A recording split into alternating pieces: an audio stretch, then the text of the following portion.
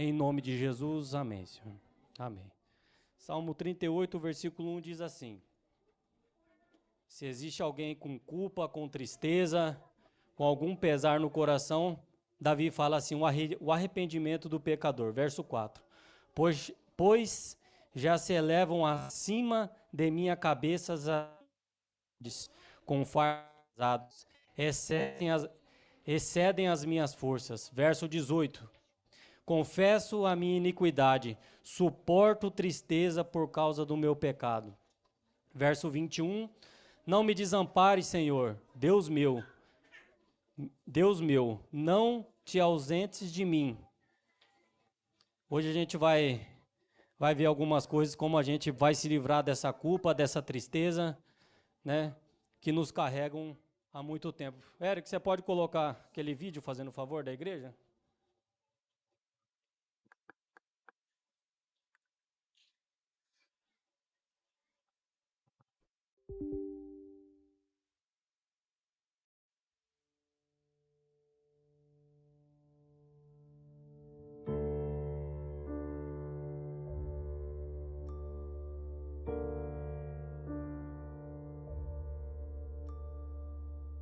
O meu histórico de abuso sexual, que eu me lembre, teve alguns relatos que eu não lembro com detalhe antes dos 6 anos de idade. Mas realmente o ato em si aconteceu em torno de 6 anos e era pessoa da família. E eu me lembro que a pessoa me agradou, me deu balas doces, eu era muito pequeno, muito inocente, me levou para um quarto e começou realmente o abuso. E nesse momento meu pai bateu a porta e surpreendeu o agressor, né, o abusador, e bateu muito nele e eu saí correndo, escondi atrás de uma porta. E eu só me lembro que depois meu pai me pegou pelas mãos, mas eu não lembro de mais nada do que aconteceu.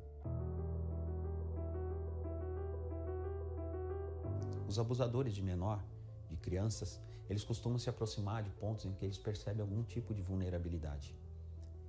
E a igreja é um local de acolhimento, é um local em que todos estão convidados a participar. E a gente treina a equipe da igreja a ficar atento, principalmente as pessoas voluntárias. A Igreja Adventista, não de hoje, já tem uma preocupação muito grande com esse tipo de situação que vem acontecendo e ela vem crescendo a cada dia mais.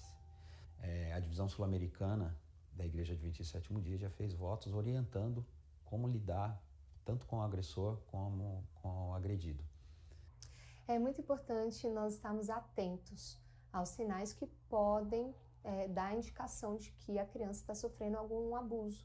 Quando há uma mudança repentina dessa criança, ela se torna mais agressiva, mais retraída, mais na dela, não quer muito envolvimento com os amigos, aquilo que ela gostava de fazer ela começa a evitar, mais triste, sempre ansiosa, dificuldade de dormir, ou muitas vezes tem pesadelos, você percebe que ir para o quarto tem uma dificuldade, tem uma resistência, ao mesmo tempo mudanças a respeito também ali até da higiene, você percebe que aquela criança está sempre suja ou com as mesmas roupas, ou com uma conversa inadequada na área sexual, também sempre com infecções, problemas genitais, hematomas, lesões no corpo que ela não consegue explicar, cortes, queimaduras, coisas que realmente você percebe que tem ali algo que é a mais, que você realmente precisa investigar junto com aquela criança.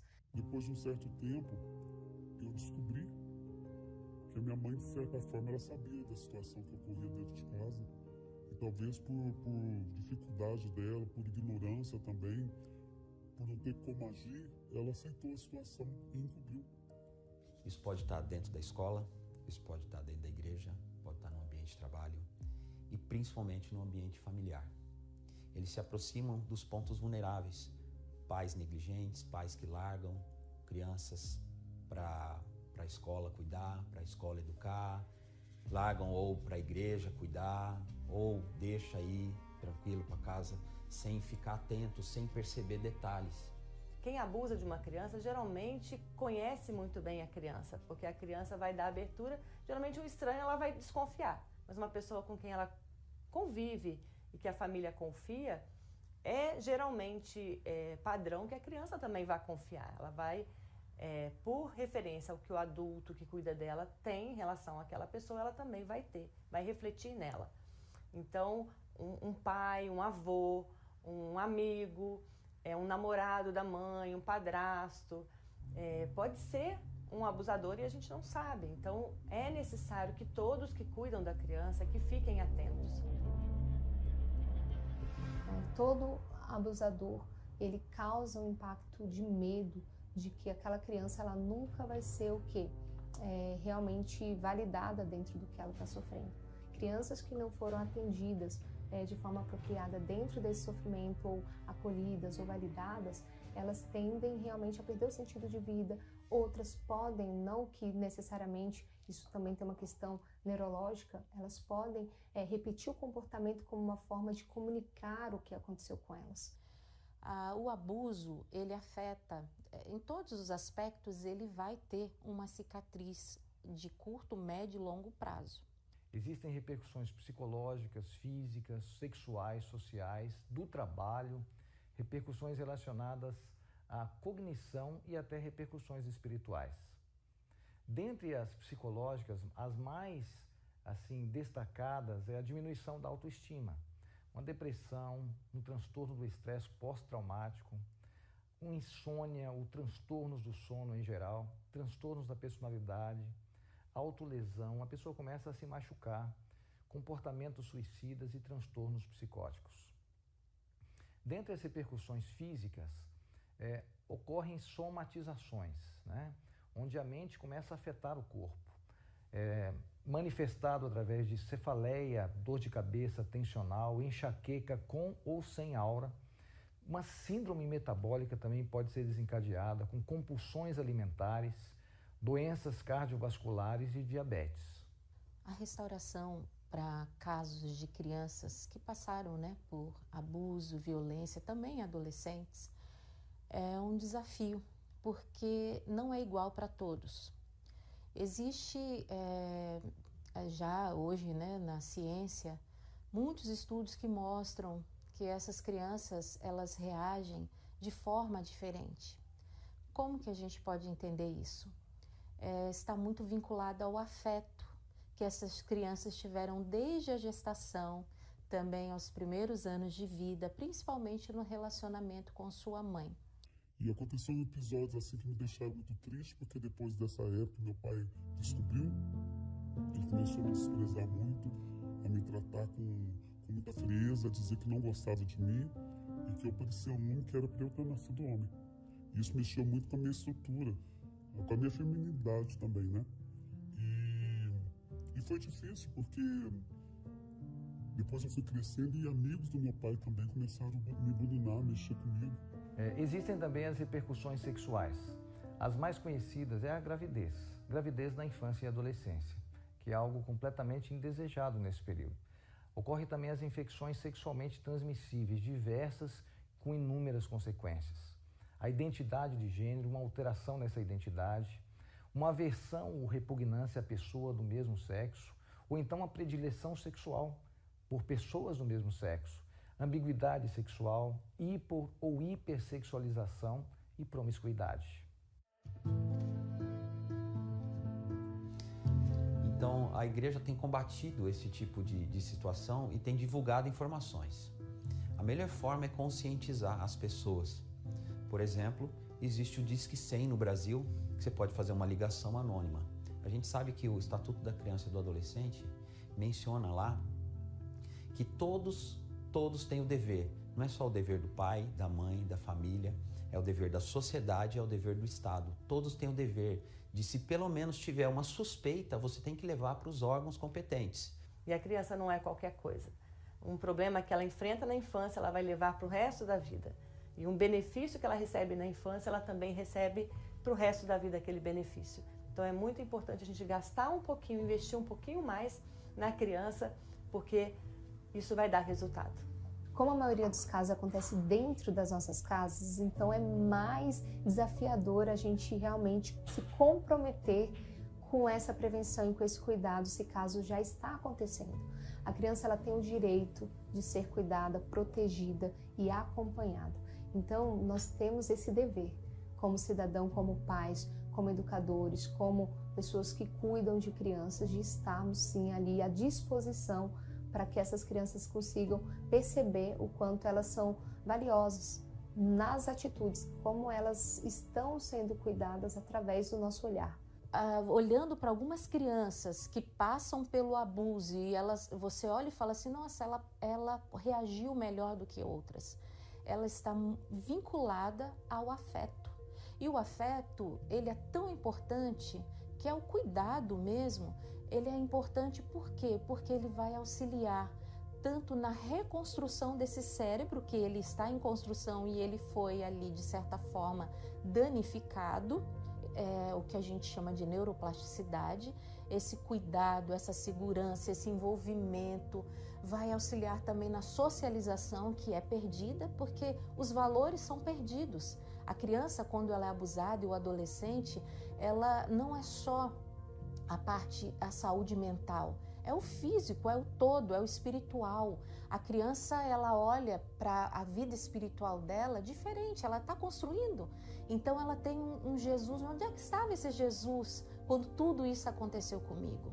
Então ela está em desenvolvimento, aprendendo as coisas ainda, né, do concreto para o abstrato. Eu consegui superar com a ajuda de Deus e eu escolhi não ficar pensando naquilo que me fizeram, mas sim eu escolhi o que eu ia fazer com aquilo que me fizeram. E eu decidi tomar rumo na minha vida, me apegar a Deus. Eu escolhi ser feliz, escolhi ser uma pessoa do bem. E cada vez que me envolvendo mais na religião também me fortaleceu muito. Deus foi o meu único refúgio, mas nós precisamos fazer a nossa parte. Não adianta só pedir para Deus e cruzar os braços. Temos que cuidar das nossas crianças, da nossa família.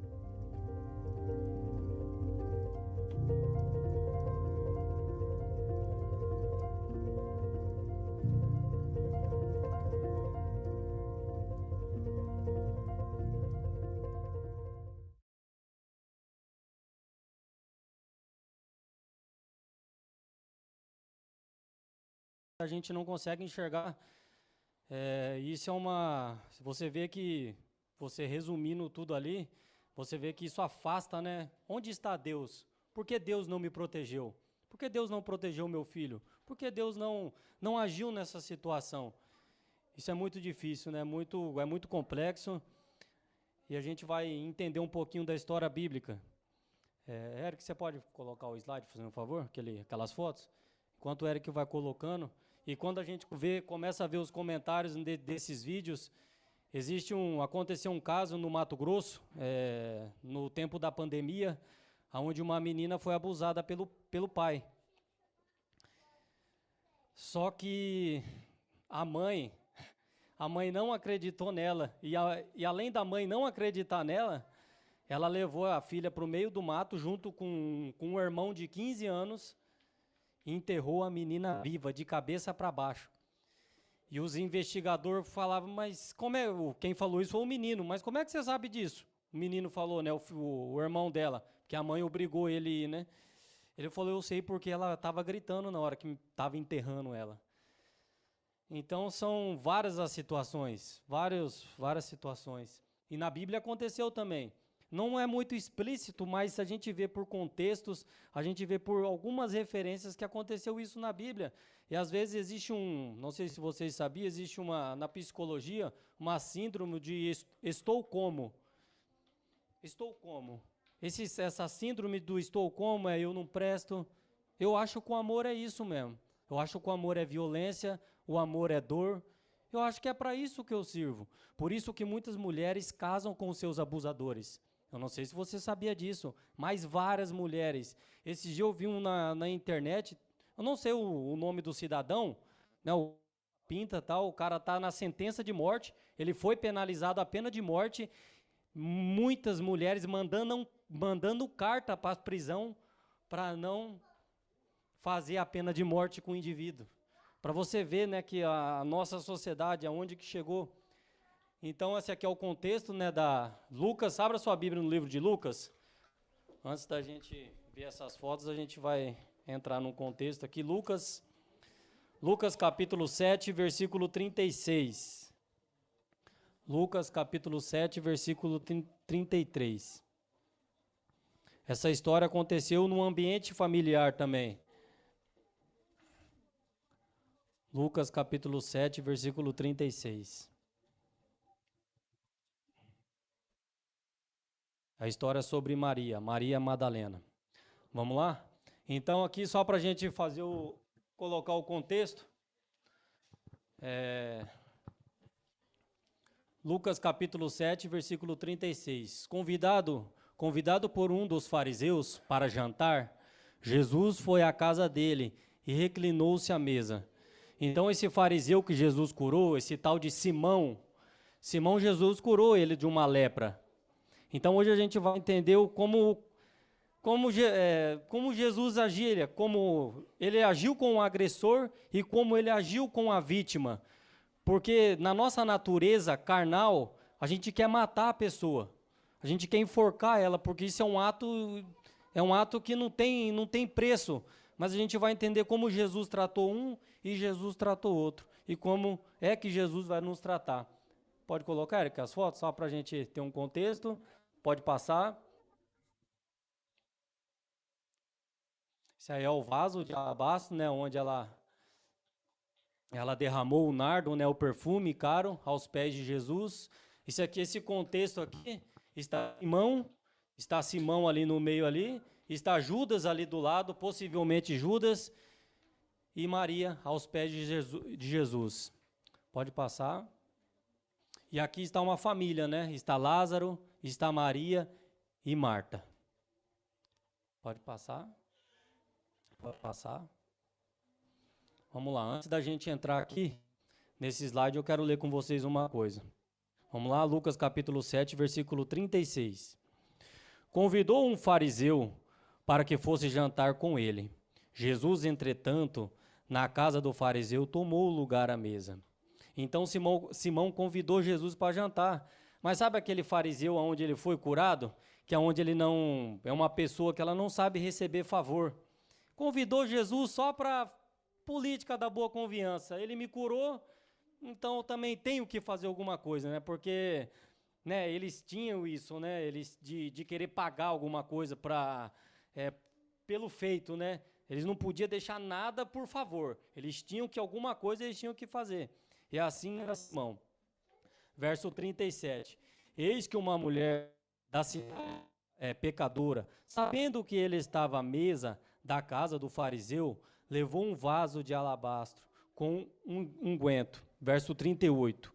E estando por detrás aos pés, chorando, rogava-os com suas lágrimas, o enxugava com os seus próprios cabelos. Beijava-lhe os pés e o ungia com unguento. Verso 39. Isto o fariseu que convidara, presta bem atenção nesse versículo, que é daqui que a gente vai extrair essa informação de um segredo, de uma coisa misteriosa. Vamos lá, verso 39.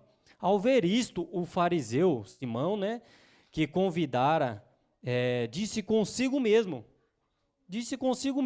É a mesma coisa, o Ricardo. Eu estou pensando comigo mesmo sobre alguma pessoa aqui. Então ninguém aqui do meio sabe. Está comigo. E eu sei o que você fez. Então está comigo. Então é daqui que a gente começa a extrair essa relação de Maria com Simão, com o abusador. Porque como que ela teve acesso à casa dele? Como é que uma pecadora naquele tempo vai ter acesso à casa de um fariseu? A gente está falando de algo surreal. Como que Maria ia ter acesso? Alguns dizem que Maria era cunhada de Simão ou Simão era tio dos irmãos. Não sei. Mas só para a gente ter essa informação, porque aconteceu na casa deles. Né? O verso 40 diz assim: dirigiu-se Jesus ao fariseu e lhe disse: Simão, uma coisa tenho a dizer-te. Ele respondeu: dize, mestre. Certo credor tinha dois devedores. Um devia 500 denários e o outro 50. Verso 42. Não tendo nenhum dos dois com que pagar, perdoou-lhes ambos. Qual desses, portanto, amará mais? Verso 43. Respondeu-lhe Simão: suponho, né? Suponho que é aquele a quem mais perdoou. Replicou-lhe: julgaste bem. E o verso 44, e voltando-se para a mulher, e disse: Simão, vê essa mulher aqui. Vê essa mulher com quem você se deitou com ela, possivelmente. Porque um segredo entre um homem e uma mulher, você já sabe, né? Um segredo com um homem e com uma mulher, coisa boa, né? Naquele contexto ali, possivelmente Simão era casado, ou não importa, mas teve ali um envolvimento. Aí vocês ficam, não sei o que passa na mente de algumas mulheres, alguns homens, mas por que não relatou? Por que não falou? Isso, a gente está no século 21. Os maiores casos que acontecem, não é revelado. Nem chega nem aos pés. Os relatos que aparecem para a gente é de alguns. Imagine há 2000 anos atrás. Como é que seria isso? Né? Uma mulher se expor desse jeito, se em 2021 é o medo, é a tristeza, é a vergonha, tudo isso dentro do coração. E no verso 43, 42, 44, e a mulher disse a Simão: vês esta mulher, entrei em tua casa e esta, porém, regou os meus pés com lágrimas, cabelos. 45. Não me deste o ósculo, né, que é o beijo da paz. Ela, entretanto, desde que entrei aqui, não cessa de beijar meus pés. Verso 46. Não me ungistes a cabeça, né, com óleo, né? E mais, esta com bálsamo me ungiu meus pés. Por isto te digo, perdoados lhe estão os seus muitos pecados, porque ela muito o amou. Mas aquele a quem pouco se perdoa, pouco ama. Então disse a mulher: perdoados são os teus pecados. Os que estavam com ele à mesa começaram a dizer entre si: quem é este que até pecados ele perdoa? Mas Jesus disse à mulher: a tua fé te salvou, vá em paz. Então a gente vê aqui relato, né, de um abuso, de algo secreto entre uma família, entre um membro da família, né? E isso levou essa mulher, talvez, a fazer algo que não deveria ser feito, levou aquela tristeza no seu coração: eu não mereço, eu não sou nada, o amor é isso, eu acho que eu mereço isso mesmo, a vida é essa, né? Vamos ver algumas coisinhas aqui no slide. Os estudos apontam que a criança que é bem orientada quanto a esse aspecto, tende a ter uma visão mais positiva do seu corpo, é capaz de desenvolver relacionamentos mais saudáveis, ter melhor rendimento na escola, cresce com a sua identidade e autoestima mais sólidas, consegue perceber mais fortemente a afetividade dos seus pais e acredita que pode confiar neles. É muito importante. Vamos lá? Vamos lá, 4 passos. Para começar esse processo de ensino sobre a autoproteção sugerido, você apresente à criança, vamos lá, 4 conceitos básicos.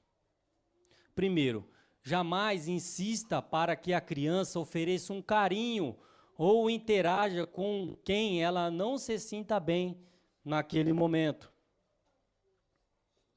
2. Não permita que ninguém faça piadas ou comentários sobre as partes íntimas do seu filho. Tudo é orientação, né? Pai e mãe orientando. 3. É fundamental deixar claro para o seu filho quais são as partes íntimas, né? O pênis, a vulva, bumbum, mamilos. Vamos lá. É fundamental para a criança saber quem pode tocar e quando pode tocar e como tocar. Não a gente colocar crenças limitantes nas nossas crianças também. Exemplos: além do pai e da mãe, quem pode tocar por supervisão do pai e da mãe? É o médico, é lá a pediatra. Você entende? Então a gente tem que conversar com os nossos filhos sobre isso, porque se a gente não conversar, quem vai educar vai ser o mundo. Quem vai educar vai ser a internet. Se a internet educar, a gente está enrolado. Vamos lá? Como começar a falar sobre essa educação sexual com os nossos filhos? Primeiro, busque o conhecimento. Busque o conhecimento. Não é possível educar uma criança sem a sexualidade, com um pouco do conhecimento que a maioria dos pais possuem. Número 2, adquira livros infantis sobre o tema. Conheça as músicas, as dinâmicas e as atividades. 3, utilize as situações cotidianas, como a hora do banho ou a hora de troca de roupas, para ensinar sobre como o corpo é importante e essencial e como Deus o criou tão perfeito e como proteger cada parte deles. 4, sempre que a criança fizer uma pergunta sobre a sexualidade, não ignore, nem diga que ela não tem idade para saber. Porque as nossas crianças, às vezes a gente ignora algumas perguntas, né? Porque eles fazem perguntas tão difíceis e que pega a gente de surpresa. E às vezes a gente fica com vergonha de falar sobre tal assunto, como é que é isso, mas a gente tem que ensinar, a gente tem que entender. O Lineker, eu já ensinei ele como que é a produção de um bebê dentro da barriga da mãe. Ele tem que saber, tem um vídeo sobre isso, como é que é. E se você vê um vídeo sobre isso, cada um que está aqui é vitorioso. Porque são milhões. Você que está aqui, você lutou contra milhões. Então, se você nasceu de milhões, você é vitorioso. Deus escolheu. Foi assim. Você lutou com milhões, uma guerra de milhões. Vamos lá?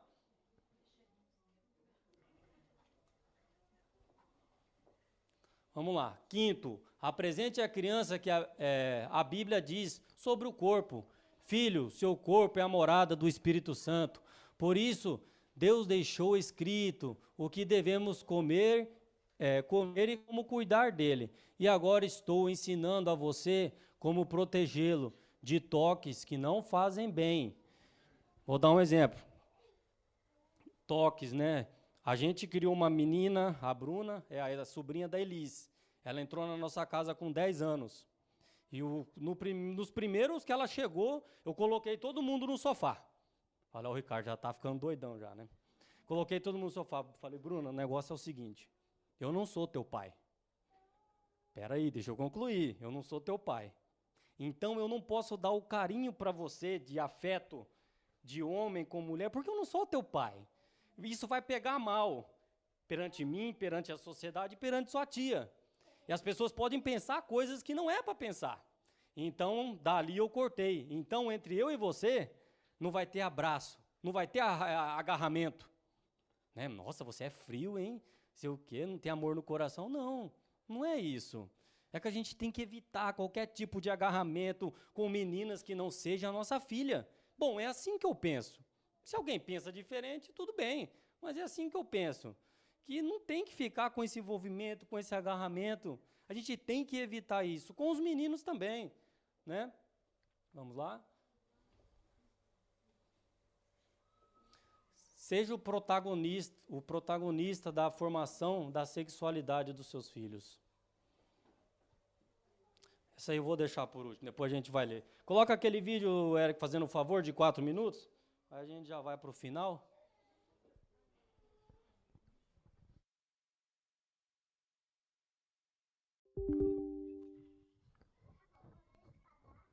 É um relato, tá, gente? O abuso, quando me perguntam, quando começou? Provavelmente começou quando eu era muito pequena, 2, 3 anos de idade. E ele só se encerrou aos 14 anos de idade, no dia em que eu menstruei. A figura que realmente trazia um pouco de equilíbrio na minha casa, e quando eu falo equilíbrio, é emocional, é o equilíbrio financeiro, era meu avô materno. E ele tinha essa coisa de chegar na minha casa, na casa dos meus pais, e falava, olha, como vocês brigam muito, as crianças não podem assistir isso. Então eu vou levar os menores para ficar na minha casa. E ali ele fazia essas coisas, assim, na madrugada, na noite, ele sempre procurava a minha cama. Até que depois ele começou o toque na minha vagina, no meu corpinho. E isso era feito na sala, né, na sala de estar. Às vezes a esposa dele, minha avó, cozinhando, e ele na sala, me molestando. Mas aí eu comecei a trabalhar uma dinâmica. Se eu ficar bem quieta, vai acabar rápido. Então eu ficava paralisada mesmo, só esperando acabar.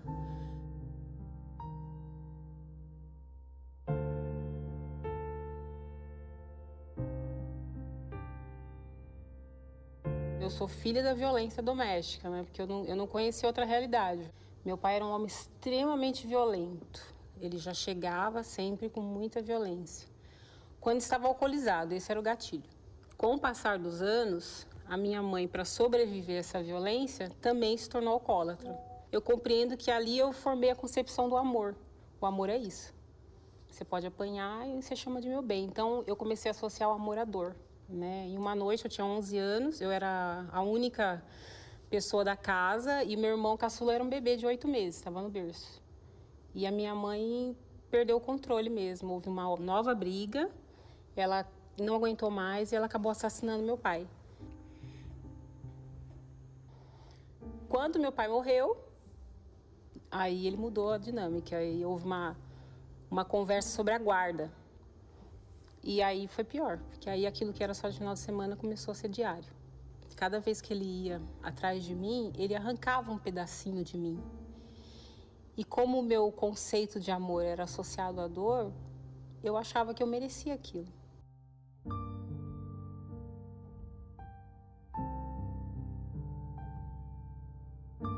Mas a escola foi fundamental. A conversa, e não só a matéria, mas a socialização, ouvir dos meus amigos como é que eram as dinâmicas das casas deles, que era diferente. Estar na casa desses amigos e ver como os pais se comportavam com os filhos, que não era como meu avô se comportava comigo. Eu comecei a ver que estava diferente, que era errado. Eu falo para que outras pessoas, principalmente crianças, e aqueles que cuidam dessas crianças, tenham consciência de que isso pode estar acontecendo dentro da sua casa. Eu tenho certeza que minha mãe achava que a maior segurança era me mandar para casa do meu avô, que era melhor eu não ver aquilo tudo que estava acontecendo com ela. E ela não sabia que estava me entregando na mão da pior pessoa. Eu fiquei, acho que num estado meio de paralisia emocional por muito tempo, mesmo buscando terapia toda a adolescência. Mas aí eu tive um encontro espiritual mesmo, aos 25 anos de idade, e eu voltei na minha casa, né, na casa onde eu cresci, naquele caos. E quando eu entrei na minha sala, dentro desse ambiente espiritual, eu vi a Tina ali, sentada, pequenininha. E eu cheguei e conversei com ela, né? Não tinha ninguém perto. E foi uma conversa muito, sabe, de trazer segurança para ela. E falar para ela, olha, você vai vencer. Vai dar tudo certo. Um dia você vai olhar para trás e vai falar, nossa, você tem os melhores amigos do mundo. Você tem 2 filhas incríveis. Nada do que você está sofrendo agora vai ser em vão. Essa dor vai ser a melhor ferramenta de trabalho que você vai ter lá no futuro. E aí ela balançou a cabecinha assim, sabe, ainda muito assustada. Eu falei para ela, vai dar certo.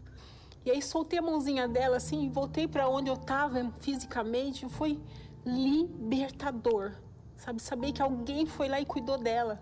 Que ninguém cuidou dela naquele período todo. E é assim que eu sobrevivo.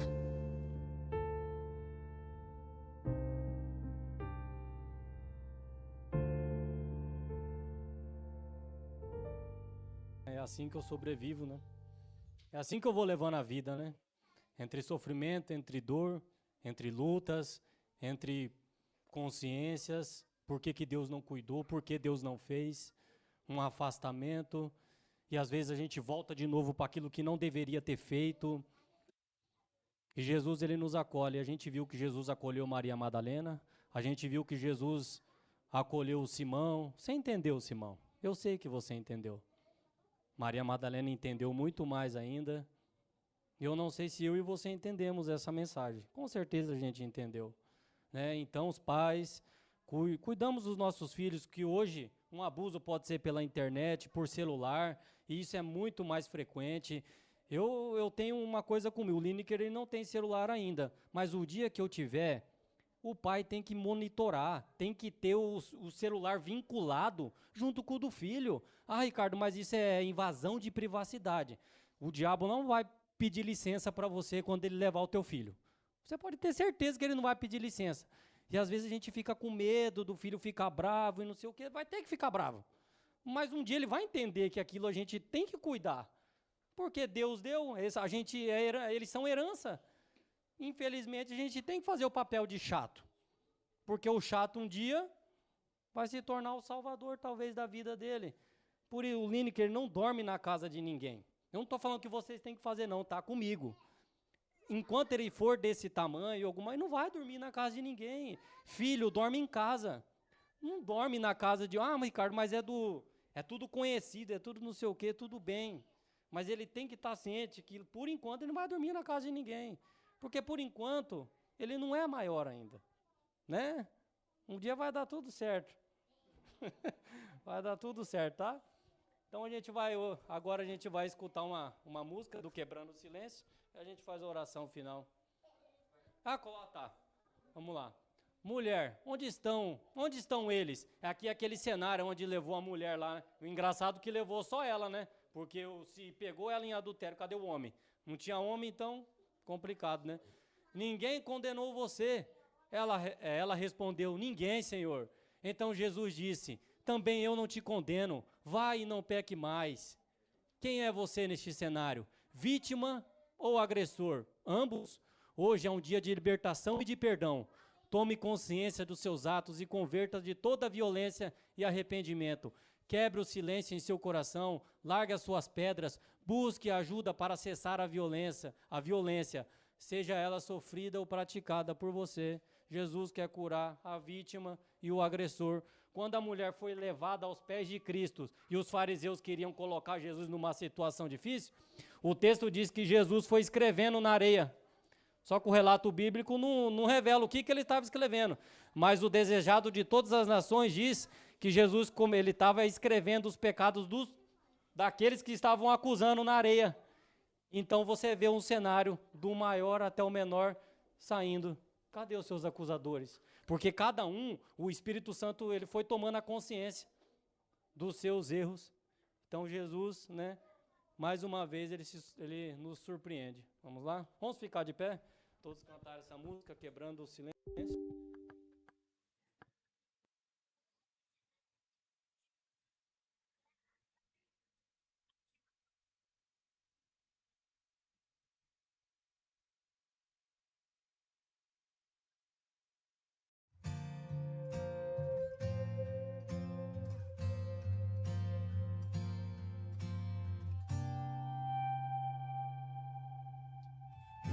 Nos chamou para amarmos uns aos outros. Essa é a vontade de Cristo para nós. Mas quando o pecado entrou em nossas vidas, trouxe a injustiça e o amor se esfriou. Por isso devemos estar unidos num propósito de combater a violência e a dor, fortalecer as famílias, ajudar a quem precisa, sermos agentes da paz.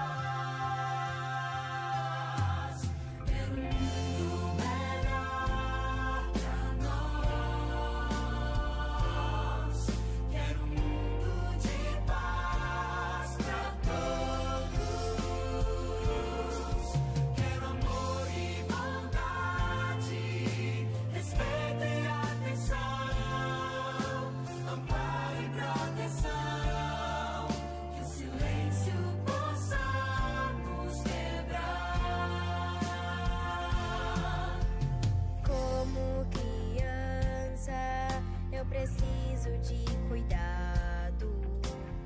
Como idoso eu preciso de atenção. Como mulher eu preciso de coragem, pois somos alvos de constante opressão. Muita tristeza ao lermos as notícias, cada vez mais ocorrem casos de horror. Devemos ser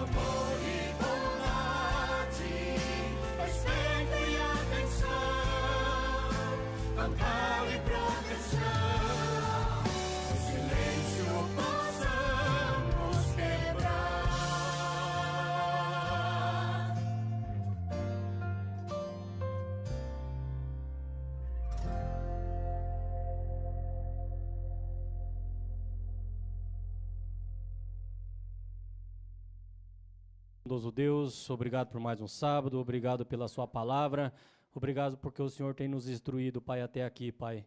Cuide dos nossos filhos, Pai. Cuide, Pai, de todos os pais, todas as mães. Cuide, Pai, das suas crianças, Pai. Que em nome de Jesus, que o Senhor possa livrar de todo mal, Pai. De toda arma satânica, Pai. Que o Espírito Santo, Pai, possa desviar, Pai, os pés desses que querem fazer com os nossos filhos, com os nossos vizinhos, os nossos amigos, Senhor. Que os anjos do Senhor possam proteger, Pai. Que cada um, Pai, se sinta confortável perante ao Senhor, Pai. O Senhor é um Deus que entende, é um Deus de misericórdia, é um Deus de amor. Ainda que a gente não entenda muitas coisas, Pai. Mas o Senhor é Deus, o Senhor vai nos responder um dia, Pai, a cada questionamento, cada questão da nossa vida. Que o Senhor possa nos abençoar agora, Pai, em nome de Jesus. Amém. Amém.